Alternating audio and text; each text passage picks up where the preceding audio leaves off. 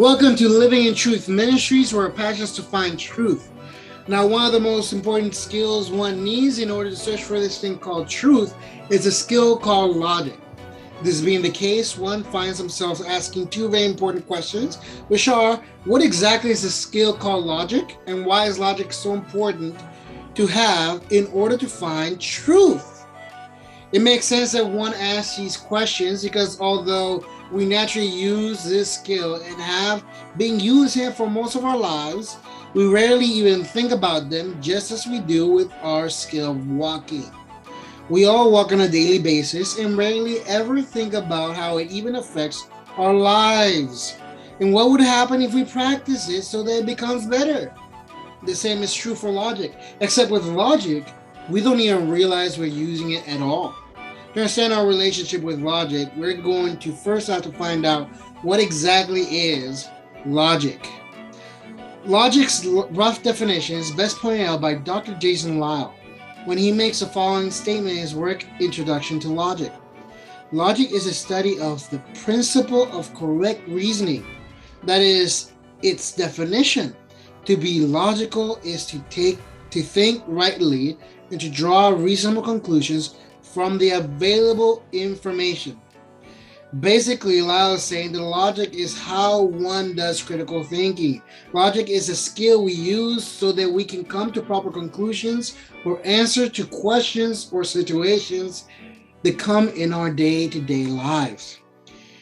This definition may point out what logic is and give us an idea of what it is, but it doesn't exactly show us what logic does or how it is involved in our day-to-day life.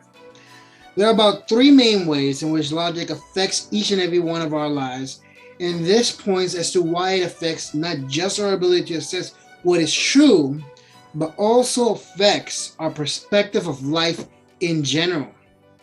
The first thing is that one needs to understand about logic is that one is much less likely to be fooled by bad arguments if you understand the principles of logic. The principle of logic give us guidance to understand whether an argument is good or bad, whether it sounds reasonable or it's just out of this park, or if it sounds crazy or normal. It gives us that feeling of is this guy trying to pull something, or what's going on here, because this don't sound right. When we have that feeling, that's us using the skill of logic. Logic is the foundation to anything that requires the use of arguments. This is especially true with mathematics, science, and philosophy that tends to be the foundation of everything we understand in this world, to how we drive cars, to how we add up our money, to how we think about life. It also helps us to avoid being fooled by propaganda and misdirection. Many times around history, the way people try to misdirect us to make us do what they want us to do is by using misdirection or propaganda to make us think that what they're saying is the truth in the right way of thinking, the right way of doing things. But logic is the way we can avoid from being fooled and being led as sheep to the slaughter. The overall reason why one should practice the skill of logic is simply that every decision one makes in their daily lives depends on one's use of logic. It allows one to learn and make decisions that change our lives. Logic's thinking skills can help us reason through important decisions, solve problems, generate creative ideas, and set goals, all of which are necessary for developing our careers, dreams, aspirations, and yes, even our lifestyles. The role of logic in society in general tends to be like a set of rules that we tend to follow to achieve effective communication. Logic are the rules that we must obey so that we can have a rational conversation with others. We tend to use these laws without even realizing it. Logic is a study of correct reasoning. Logic pertains to all areas of life. Since people can reason regarding just about anything at all that one thinks about, sometimes the reasoning is good, sometimes not so good. People use logic to tell the difference Using logic, we can evaluate bits of reasoning as good or bad, making us be able to tell whether what our kids are telling us makes sense or just a plain lie to get out of trouble, or whether our friends are pulling our legs or they say it's in trouble. The skill called logic appears for most part in three different levels. The first level of the skill called logic, being one of the most common, takes the form of something called informal logic. Informal logic is the one we use in our daily reasoning. In other words, this is the reasoning and arguments one uses in their personal exchanges with others. An example of informal logic is Nikki saw a black cat on her way to work. At work, Nikki got fired. Conclusion, black cats are bad luck. This level of logic is a big generalization, can't be verified to be entirely true. This form of logic is not forced and usually arrives at a generalized conclusion. For this reason, this level of logic is not enough for one to find the truth behind something, but rather generalized information one receives. To find a proper conclusion, one would need to use the next level of logic.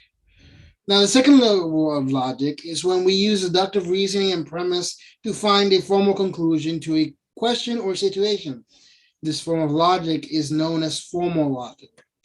An example of formal logic is every person who lives in Quebec lives in Canada. Everyone in Canada lives in North America. Conclusion, every person who lives in Quebec lives in North America. In this level of logic, only true facts are presented. This form of logic attempts to prevent assumptions and only states facts as presented to find a conclusion. This form is a beginning to find the truth behind things. However, this level of logic is incapable of finding the symbols or analogies in a conversation to find the true meaning behind a conversation or a situation.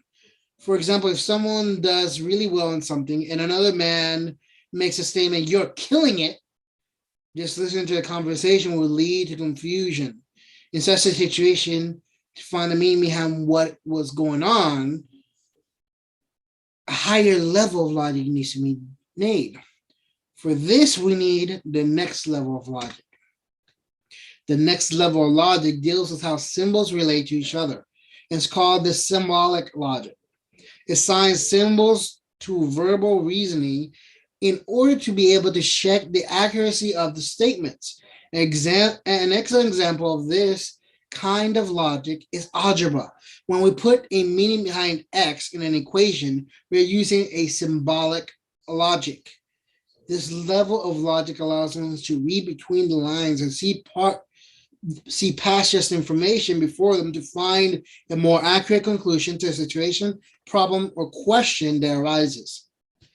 Now, these three are some of the basic levels that we use to some extent in our daily lives.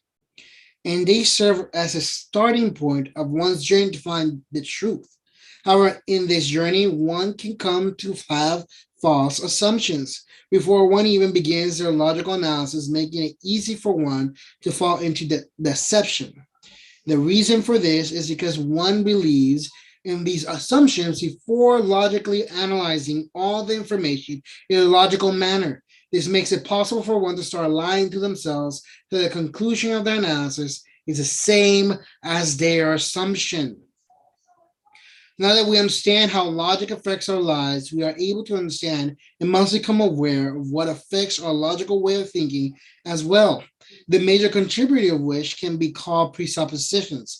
Presuppositions are assumptions mentioned previously that an individual takes for granted regarding a specific subject or situation. J. Warner Wallace, a successful cold case detective, made the following statement in his work, Cold Case Christianity. All of us hold a presupposition that can impact the way we see the world around us. I've learned to do my best to enter every investigation with my eyes and mind open to all the reasonable possibilities. I try not to buy to any particular philosophy or theory until one emerges as the most rational, given the evidence. I've learned this the hard way. I've made more than my share of mistakes. There's one thing I know for sure. Having worked both fresh and cold homicide cases, you simply cannot enter into an investigation with a philosophy that dictates the outcome. Starting to investigate the truth with the assumption that you already know what is the result results in one deluding themselves to think all evidence before them automatically make the logical conclusion is what one had already believed to be true in the first place. Effectively, one deceives themselves, affecting their ability to act logically and think logically. It's often in this world that we see this kind of reasoning happen, especially in the science community today. Even in our school and colleges, where people tell us that the idea of God is plainly illogical or even wrong at times, statements like the following statement that Stephen Hawking, one of the most brilliant and successful scientists of our time, makes in his last book, Brief Answers to Big Questions. I think the universe was spontaneously created out of nothing according to the laws of science. If you accept, as I do, that the laws of nature are fixed, then it doesn't take long to ask, what role is there for God? However, is such a statement true? Are they completely proven? Stephen Hawking points to the Big Bang Theory or the theory of evolution for what created the universe or how life started, but is it proven without a doubt? And if it is true, then what caused the bang to occur or for the first life to start, the amoeba to begin?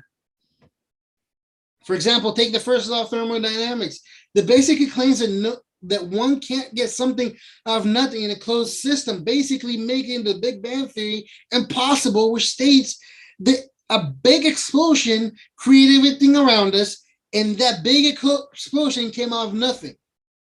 When scientists are asked how this is possible, they tend to answer similarly by saying they don't know whether the law, which to become a law in the first place needs to be proven to be 99.999999999% likely to always occur, applies at such a situation, or whether the universe is a closed system. Other times they say that they don't know. You just need to give science more time to find the answer how this was possible. In the end, the truth is they don't know how it is possible, yet they claim that they know the answer.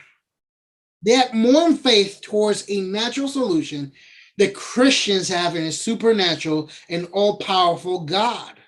This is what happens when you act with a presupposition, a philosophy that already presupposes the answer and already dictates the answer before you even look at the evidence, before you even look at the information. In the end, the question of how everything in existence came to be comes to the question whether something in the natural realm or something in the supernatural realm, aka something outside the natural world, caused it to be. J. Warner Wallace puts it this way in his work, God's Crime Scene. These features of the universe must be explained, and they can be attributed either to something inside the natural realm or to something outside the natural realm. Because not only does logic demand that there is a cause for the universe, but so does the natural laws the science proposes. One is bound to have the answer to a question of whether or not something caused creation to be, and if so, what?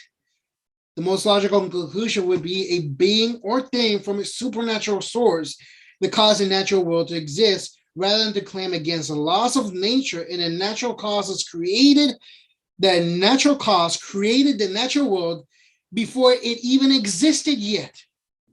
How can a natural cause the natural world to be if the natural causing exists until the natural world existed?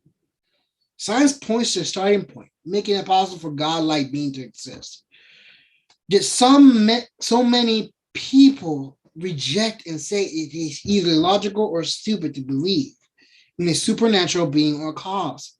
However, an uncorrupted logical thinking process that excludes any presuppositions before reaching this conclusion can't truly come to the same conclusion. The possibility exists and it is more logically possible than a naturalist conclusion that a natural cause that not yet exists caused a natural world to exist. Now, some would argue that something can in fact come out of nothing, and the quantum physics proves this. However, this argument is fundamentally flawed.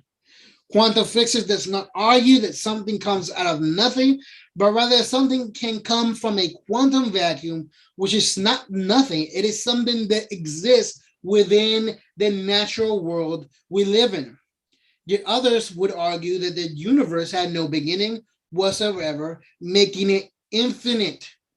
The problem with this argument is that scientific evidence points to the exact opposite, and there are several scientists and scientific theories backed by said evidence that state the exact opposite as well, making such an argument illogical and without basis.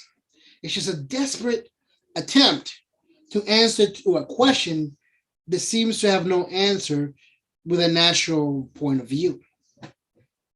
Some wonder if even thinking logically is compatible with biblical worldview as well. Now, thinking rationally and logically is a form of loving God and living righteously, actually.